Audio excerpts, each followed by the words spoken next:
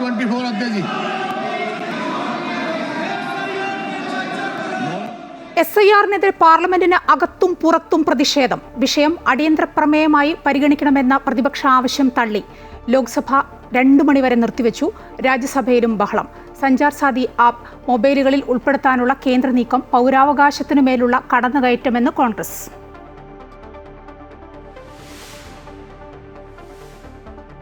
ലൈംഗിക പീഡന കേസിൽ പുതിയ ഹർജിയുമായി രാഹുൽ മാങ്കൂട്ടത്തിൽ. അടച്ചിട്ട മുറിയിൽ വാദം കേൾക്കണമെന്ന ആവശ്യം. മുൻകൂർ ജാമ്യ ഹർജി നാളെ തിരുവനന്തപുരം സെഷൻസ് കോടതി പരിഗണിക്കും. രാഹുലിനെ സഹായിച്ച നടിയെ ചോദ്യം ചെയ്യാൻ നീക്കം. രാഹുലിനെ തേടി അന്വേഷണ സംഘം തമിഴ്നാട്ടിൽ. രാഹുലിനെ പിടികൂടാത്തത് മുൻകൂട്ടി തയ്യാറാക്കിയ തിരക്കഥയെന്ന് BJP. കുറ്റം ചെയ്തിട്ടുണ്ടെങ്കിൽ ശിക്ഷ അനുഭവിക്കണമെന്ന് കോൺഗ്രസ്.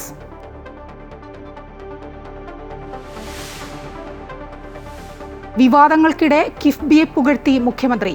1.5 ലക്ഷം കോടി രൂപ 10 വർഷം കൊണ്ട് ചെലവഴിച്ചെന്ന വിശദീകരണവുമായി പിണറായി വിജയൻ. മസാല ബോണ്ടിലെ ED നോട്ടീസിൽ മറുപടി തരികയാണ് കേന്ദ്ര സർക്കാർ ചെയ്യേണ്ടതെന്ന് BJP. കമ്മീഷൻ നൽകിയതിനെക്കുറിച്ച് അന്വേഷണം വേണമെന്ന് രാജീവ് ചന്ദ്രശേഖർ. ED നോട്ടീസ് തെരഞ്ഞെടുപ്പ് നാടകമെന്ന് KC വേണുഗോപാൽ.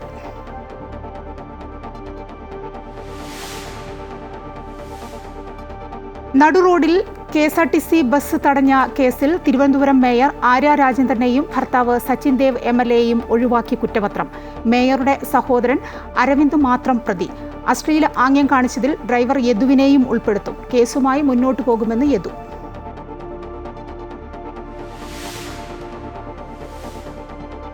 നെട്ടുകാൽത്തേരി തുറന്ന ജയിലിന്റെ ഭൂമി കേന്ദ്ര സ്ഥാപനങ്ങൾക്ക് നൽകാൻ അനുവദിക്കണമെന്ന സംസ്ഥാന സർക്കാരിന്റെ ആവശ്യം അംഗീകരിച്ച് സുപ്രീം കോടതി. ആകെയുള്ള 457 ഏക്കറിൽ 257 ഏക്കർ ഭൂമി ബ്രഹ്മോസ് ഉൾപ്പെടെ 3 ദേശീയ പ്രാധാന്യമുള്ള സ്ഥാപനങ്ങൾക്കായി ഉപയോഗിക്കാം. 200 ഏക്കർ ജയിലിന്റെ ആവശ്യങ്ങൾക്കായി നിലനിർത്തും.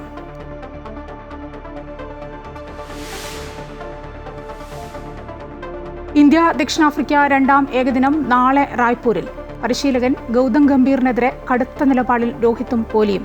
പ്രശ്നപരിഹാരത്തിന് BCCI വിളിച്ച അടിയന്തര യോഗം നാളെ.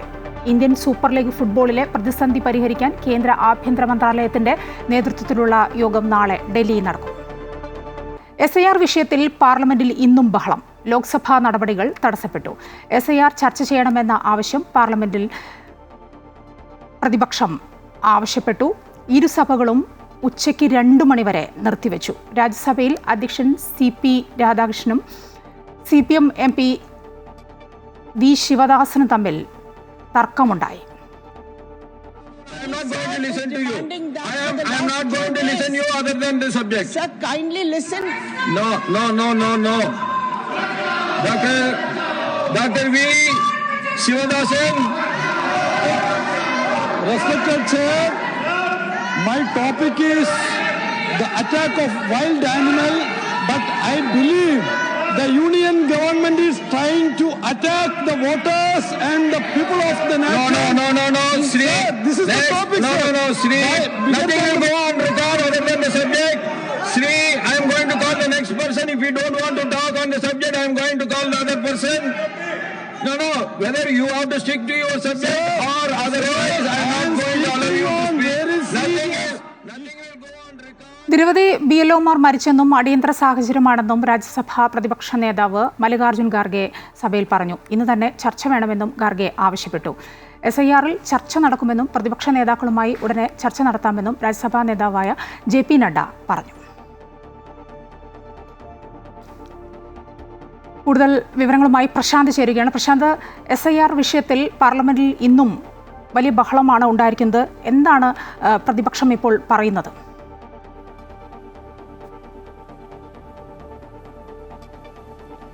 SIR-മായി ബന്ധപ്പെട്ട ഒരു തരത്തിലും പിന്നോട്ടില്ല. വിഷയം വളരെ ഗൗരവത്തോടുകൂടി ഇരുസഭകളും ചർച്ച ചെയ്യണമെന്നുള്ളതാണ് പ്രതിപക്ഷത്തിന്റെ ആവശ്യം. അതേസമയം ഭരണപക്ഷം പറയുന്നത് കഴിഞ്ഞ സമ്മേളന കാലവും SIR ഉൾപ്പെടെയുള്ള വിഷയങ്ങൾ ഉയർത്തി സഭാ നടപടികൾ തടസ്സപ്പെടുത്തുകയാണ് പ്രതിപക്ഷത്തിന്റെ രീതി. അത് അങ്ങനെ തന്നെയാണ് തുടർന്നത്.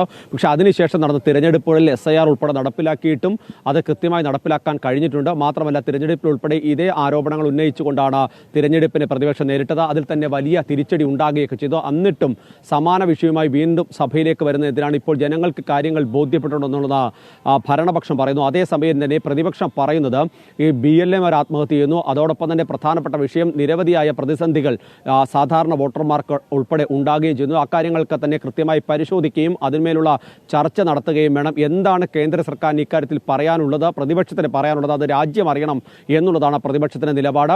ഇത്തരം ചർച്ചകൾ അനുവദിക്കില്ല എന്നുള്ളത് ധിക്കാരം എന്നുള്ളതാണ് ഇപ്പോൾ പ്രതിപക്ഷ നേതാക്കളടക്കം വ്യക്തമാക്കുകയും ചെയ്തിരുന്നത്. അത്തരമൊരു സാഹചര്യമാണ് ഇപ്പോൾ നിലനിൽക്കുന്നത്. അതേസമയം തന്നെ ഇക്കാര്യത്തിൽ തുടർ ചർച്ചകൾ വേണമെന്നൊരു ആവശ്യം മുന്നോട്ട് വെച്ചെങ്കിലും ഇതുവരെ കേന്ദ്ര സർക്കാർ ഇക്കാര്യത്തിൽ വഴങ്ങിയിട്ടില്ല. രാജ്യസഭയിൽ ചർച്ചയാകാമെന്നൊരു നിലപാടിലേക്ക് കാര്യങ്ങൾ എത്തുന്നുണ്ട്. പക്ഷേ എപ്പോഴേക്കാണ് ഈ ചർച്ച എന്നത് സംബന്ധിച്ച് വ്യക്തതയില്ല. ലോക്സഭയിലും സമാനമായ നിലപാട് തന്നെയാണ് സ്വീകരിച്ചത്. ഇരു സഭകളും തടസ്സപ്പെടുന്ന സാഹചര്യം, വിവിധ സമയത്ത് തടസ്സപ്പെടുന്ന സാഹചര്യങ്ങളാണ് ഉണ്ടായത്. ഒരു തരത്തിലും അതായത് നിലവിൽ അനുവദിക്കപ്പെട്ട വിഷയത്തിൽ മാത്രമായിരിക്കണം ചർച്ചകൾ എന്നുള്ളതാണ് സഭ അധ്യക്ഷന്മാർ നിലപാടെടുത്തത്. അത് സ്പീക്കർ ഓം ബിർളയാണെങ്കിലും രാജ്യസഭയിൽ CP രാധാകൃഷ്ണൻ ആണെങ്കിലും സമാന നിലപാട് തന്നെയാണ്. അതിനിടയിലാണ് വി ശിവദാസൻ ഈ വന്യജീവി ആക്രമണവുമായി ബന്ധപ്പെട്ട വിഷയം സൂചിപ്പിക്കാൻ എണീക്കുകയും അദ്ദേഹം അതിനിടയിൽ തന്നെ ഈ SIR-മായി ബന്ധപ്പെട്ട വിഷയം സൂചിപ്പിക്കുകയും ചെയ്തു. ആ സമയത്താണ് നിലവിൽ CP രാധാകൃഷ്ണൻ വ്യക്തമാക്കിയത് ഇത് അനുവദിക്കാനാകില്ല, ഈ വിഷയമല്ല നിലവിൽ ചോദ്യമായി എഴുതി തന്നിട്ടുള്ളത്, അതിനപ്പുറത്തേക്ക് മറ്റ് വിഷയങ്ങൾ പരിഗണിക്കാനാകില്ല, മറ്റ് വിഷയങ്ങൾ സൂചിപ്പിക്കാനും അനുവദിക്കില്ല, അത് റെക്കോർഡ് ചെയ്യുന്ന സാഹചര്യം ഉണ്ടാവില്ല, രേഖകൾ ഉണ്ടാകില്ല എന്ന് തന്നെ വ്യക്തമാക്കുകയാണ് ഉണ്ടായത്. തുടർന്നാണ് തർക്കത്തിലേക്ക് പോവുകയും കാര്യങ്ങൾ മുന്നോട്ട് പോവുകയൊക്കെ ചെയ്തത്. പക്ഷേ വലിയ തരത്തിലുള്ള വിമർശനമാണ് ഇപ്പോൾ കേന്ദ്ര സർക്കാരിനെതിരെ പ്രതിപക്ഷ പാർട്ടികൾ ഉന്നയിക്കുന്ന ഈ ചർച്ചയെ എന്തുകൊണ്ട് കേന്ദ്ര സർക്കാർ ഭയക്കുന്നു എന്നുള്ളതാണ്.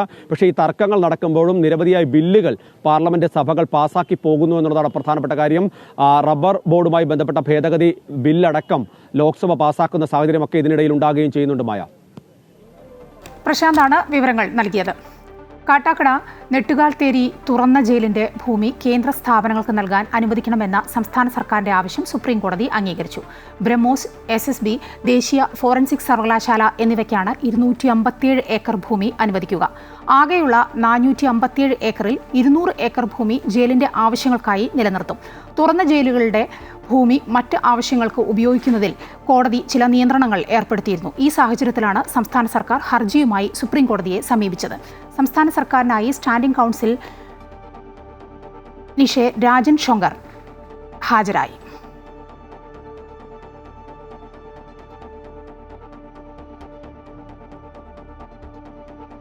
ലൈംഗിക പീഡനക്കേസ് പ്രതി രാഹുൽ മാങ്കൂട്ടത്തിൽ ഒളിവിലായി 6 ദിവസം പിന്നിടുമ്പോൾ സംസ്ഥാനം വിട്ടുള്ള തെരച്ചിലാണ് പോലീസ്. രാഹുൽ മാങ്കൂട്ടത്തിൽ തമിഴ്നാട്ടിലേക്ക് കടന്നതായാണ് റിപ്പോർട്ട്. രാഹുൽ രക്ഷപ്പെട്ടത് ചുവന്ന കാറിലെന്ന് വ്യക്തമായിട്ടുണ്ട്. കാറുടമയിൽ നിന്ന് വിവരങ്ങൾ ശേഖരിച്ചു. രാഹുലിനെ സഹായിച്ച നടിയെ ചോദ്യം ചെയ്തേക്കും. അതേസമയം സമൂഹ മാധ്യമങ്ങളിലൂടെ അധിക്ഷേപിച്ച കേസിൽ റിമാൻഡിലുള്ള രാഹുൽ ഈശ്വർ നിരാഹാര സമരത്തിലാണ്.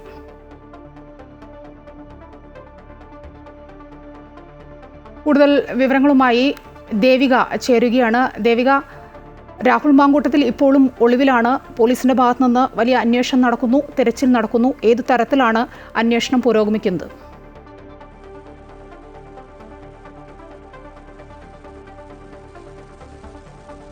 എത്തിയിട്ടുള്ളത്. നാളെ ഈ കേസ് പരിഗണിക്കുന്ന സമയത്ത് രാഹുലിന്റെ ഈ ആവശ്യം കോടതി പരിഗണിക്കും. അതായത് ഡിജിറ്റൽ തെളിവുകൾ അടക്കം പരിശോധിക്കേണ്ടതുണ്ട്.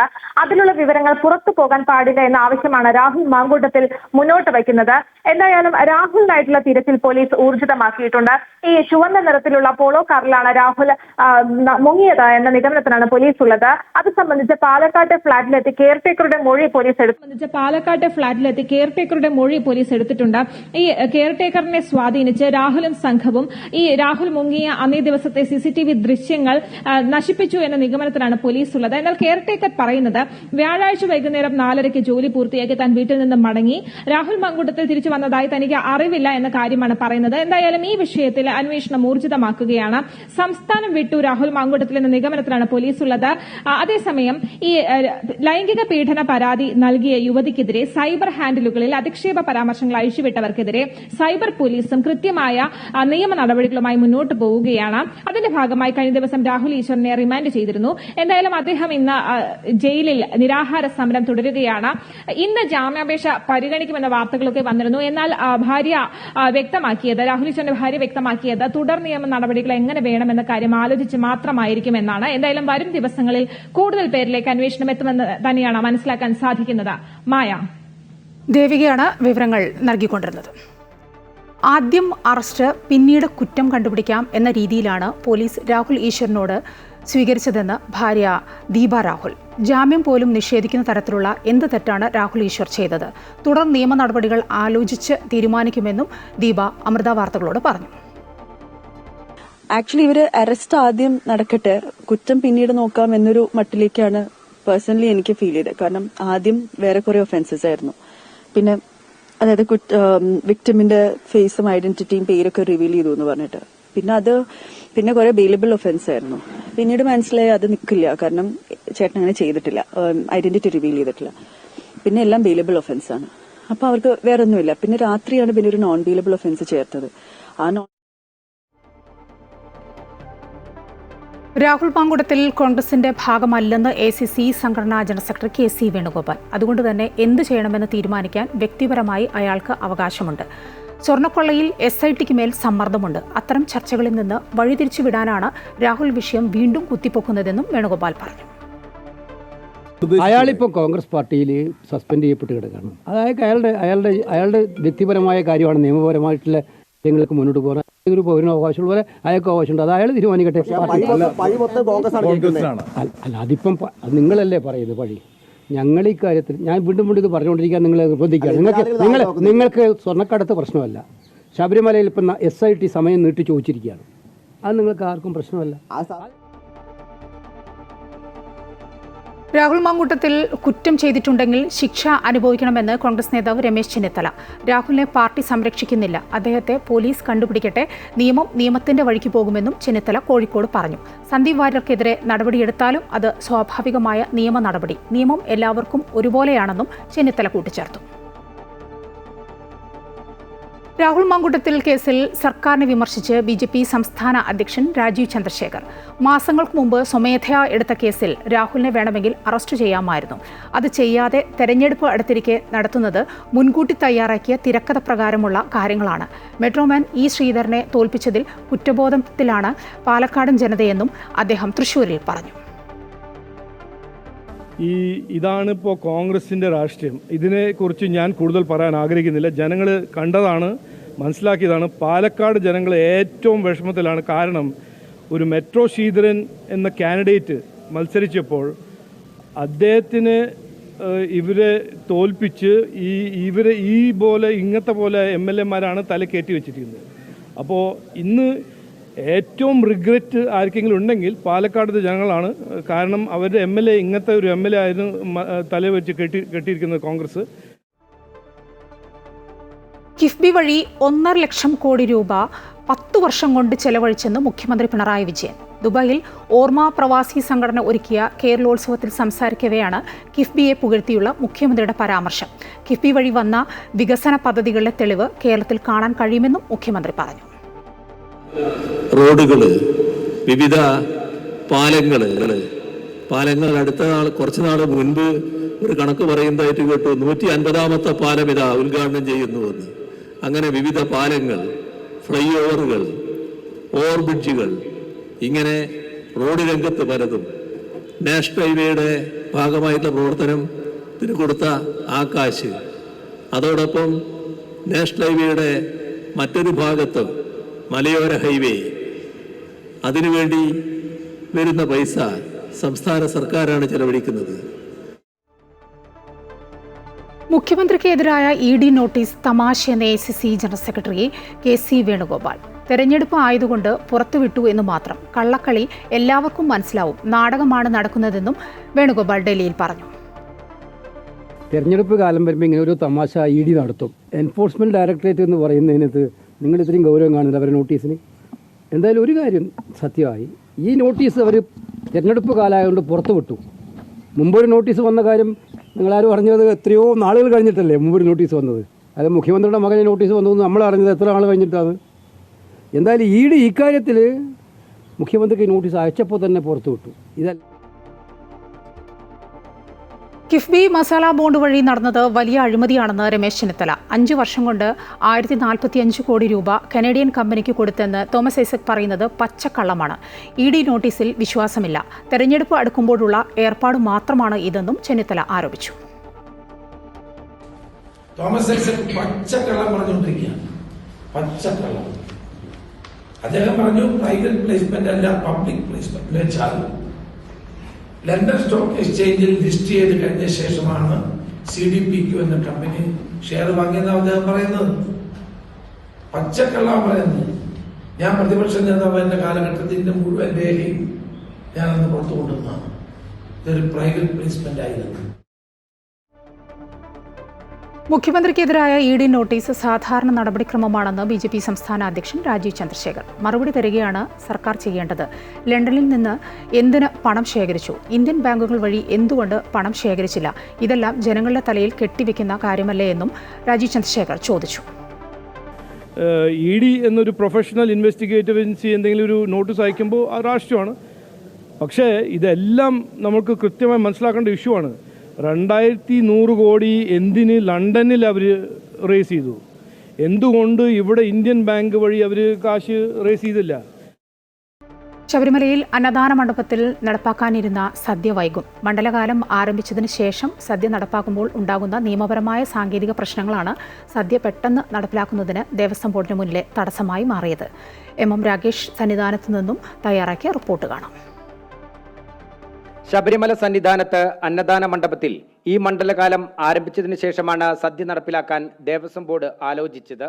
അതേസമയം അന്നദാന വിതരണം ഏറ്റെടുത്ത് നടപ്പിലാക്കുന്ന കരാറുകാരുടെ നടപടിക്രമങ്ങൾ നേരത്തെ തന്നെ പൂർത്തിയായതാണ്.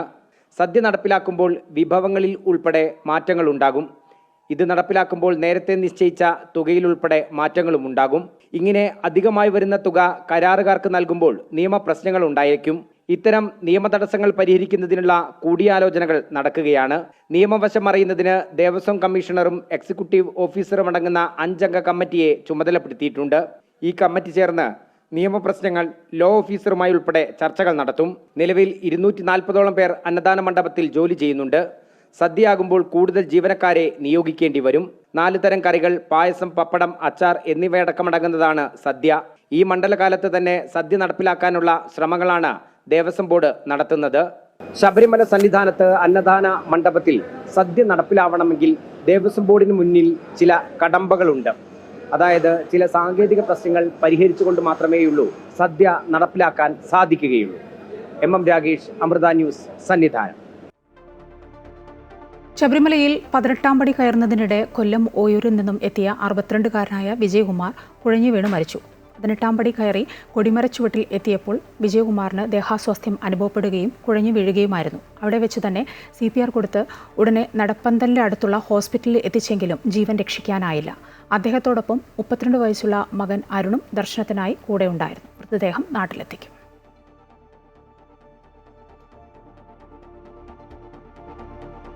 കർണാടക മുൻ മുഖ്യമന്ത്രി BS യെദ്യൂരപ്പയ്ക്ക് എതിരായ പോക്സോ കേസിന്റെ വിചാരണ സുപ്രീംകോടതി സ്റ്റേ ചെയ്തു. കേസ് റദ്ദാക്കണമെന്ന യെദ്യൂരപ്പയുടെ ഹർജിയിലാണ് ഉത്തരവ്. ഹർജിയിൽ അന്വേഷണ സംഘത്തിന് ചീഫ് ജസ്റ്റിസ് സൂര്യകാന്ത് അധ്യക്ഷനായ ബെഞ്ച് നോട്ടീസ് അയച്ചു. 17 വയസ്സുള്ള പെൺകുട്ടിക്ക് നേരെ ലൈംഗിക അതിക്രമം നടത്തിയെന്നാണ് case. 2024 March 14 Sadashiv Nagar police case register ചെയ്തിരുന്നു. പിന്നീട് ക്രൈംബ്രാഞ്ചിന് കൈമാറുകയായിരുന്നു. കേരളത്തിൻ്റെ അവയവങ്ങൾ എല്ലാം സർക്കാർ വിറ്റ് കടം വാങ്ങുന്നുവെന്ന് BJP നേതാവ് ശോഭാ സുരേന്ദ്രൻ. ജനങ്ങളുടെ കിഡ്നി മാത്രമാണ് ഇനി വിൽക്കാനുള്ളത്. കേരളം കടക്കണിയിൽ മുങ്ങുമ്പോൾ വിദേശത്തിരുന്ന് ഭരണം നടത്തുന്ന അഭിനവ മുഖ്യമന്ത്രിയായി പിണറായി വിജയൻ മാറിയെന്നും ശോഭാ സുരേന്ദ്രൻ തൃശ്ശൂരിൽ വാർത്താസമ്മേളനത്തിൽ പറഞ്ഞു. കേരളത്തിൻ്റെ അവയവങ്ങൾ ഓരോന്നോരോന്നായി ഊരി വിറ്റ് പലിശ ഇനത്തിൽ കടം വാങ്ങിക്കൊണ്ടിരിക്കുകയാണ് കേരളത്തിൻ്റെ ഗവൺമെൻറ്. ഏതാണ്ട് 2019 ഏപ്രിൽ മാസം ആദ്യം കേന്ദ്ര ഗവൺമെൻറ് പറഞ്ഞത് കേരളം വലിയ കടക്കണിയിലൂടെ മുന്നോട്ട് പോവുകയാണെന്നും ശബരിമല സ്വർണ്ണക്കൊള്ളയിൽ A. പത്മകുമാറിന്റെ ജാമ്യാപേക്ഷ പരിഗണിക്കുന്നത് ഡിസംബർ 8 മാറ്റി. കൊല്ലം വിജിലൻസ് കോടതിയുടേതാണ് നടപടി. ഇക്കഴിഞ്ഞ ശനിയാഴ്ചയാണ് പത്മകുമാർ കോടതിയിൽ ജാമ്യാപേക്ഷ സമർപ്പിച്ചത്.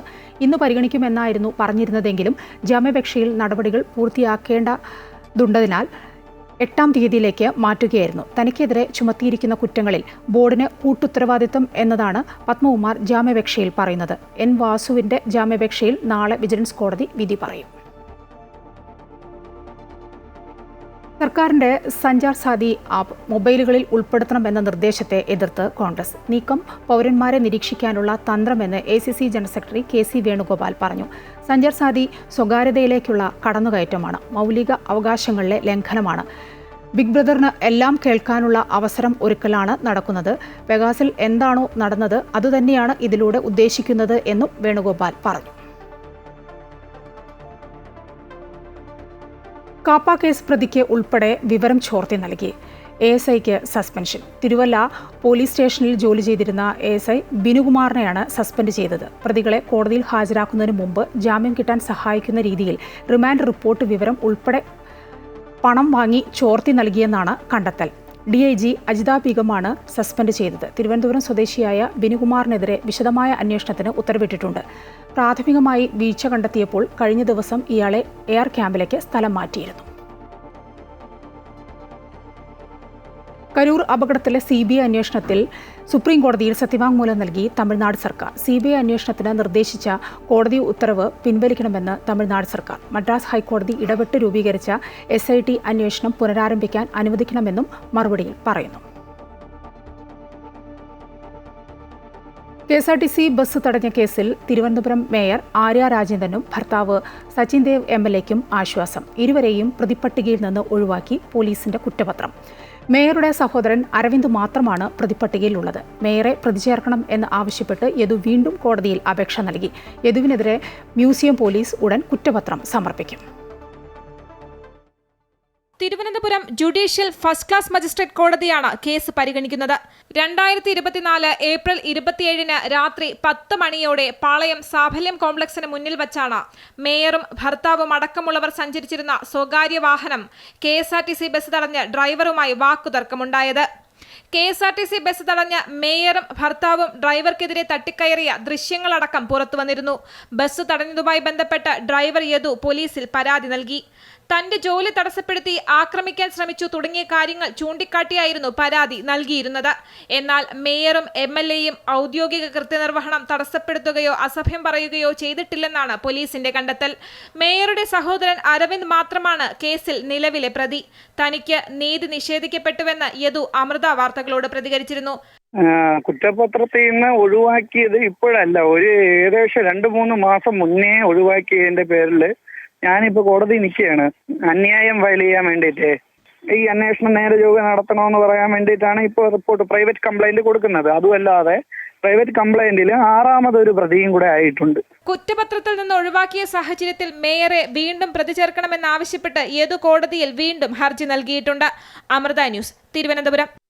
കോട്ടയത്ത് അന്തർ സംസ്ഥാന ബസ്സിൽ രേഖകളില്ലാതെ കടത്തിക്കൊണ്ടുവന്ന 72 ലക്ഷത്തോളം രൂപ പിടികൂടി. എക്സൈസ് സംഘം നടത്തിയ വാഹന പരിശോധനയ്ക്കിടെയാണ് പണം പിടികൂടിയത്. സംഭവത്തിൽ ആന്ധ്രാപ്രദേശ് സ്വദേശികളായ 2 പേരെ കസ്റ്റഡിയിലെടുത്തു.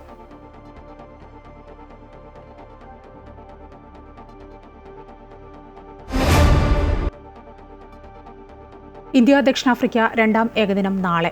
2ാം ഏകദിനവും ജയിച്ച് പരമ്പര ഉറപ്പിക്കാനാവും ഇന്ത്യ ലക്ഷ്യമിടുക. അതേസമയം ടെസ്റ്റ് മത്സരത്തിൽ നേടിയ ആധികാരിക ജയം 2ാം ഏകദിനത്തിൽ പുറത്തെടുക്കാനാവും ദക്ഷിണാഫ്രിക്ക ശ്രമിക്കുക. റായ്പൂരിൽ ഉച്ചയ്ക്ക് 2 മണിക്കാണ് മത്സരം. ഇന്ത്യൻ ക്രിക്കറ്റ് ടീമിലെ അസ്വാരസ്യങ്ങൾ പരിഹരിക്കാൻ നിർണായക ഇടപെടലുമായി BCCI. നാളെ റായ്പൂരിൽ പരിശീലകൻ ഗൗതം ഗംഭീർ, മുഖ്യ സെലക്ടർ അജിത് അഗാർക്കർ എന്നിവരുമായി BCCI നേതൃത്വം ചർച്ച നടത്തും. രോഹിത് ശർമ്മ, വിരാട് കോഹ്ലി എന്നീ മുതിർന്ന താരങ്ങളും കോച്ച് ഗൗതം ഗംഭീറുമായി നിലനിൽക്കുന്ന അകൽച്ച പരിഹരിക്കുകയാണ് പ്രധാന ലക്ഷ്യം. BCCI അധ്യക്ഷൻ മിഥുൻ മൻഹാസ് യോഗത്തിൽ പങ്കെടുത്തേക്കും എന്നാണ് സൂചന.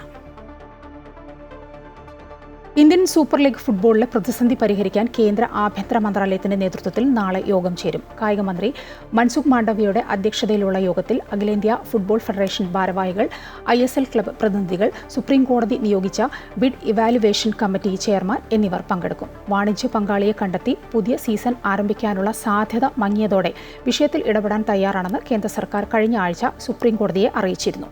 ഇതേ തുടർന്നാണ് യോഗം.